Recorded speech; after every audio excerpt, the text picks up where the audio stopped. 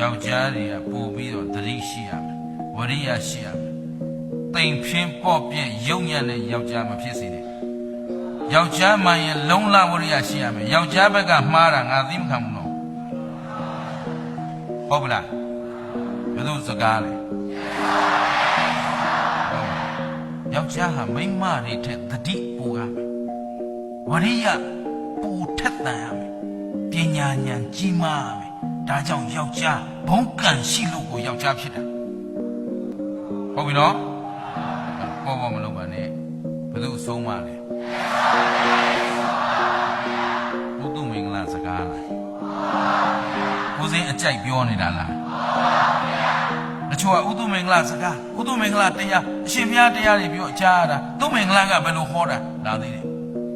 လေ့လာကြည့်လိုက်သူဥတုမင်္ဂလာဟောတဲ့တရားတွေမှာမြတ်စွာဘုရားအဆုံးအမနဲ့မညီတာ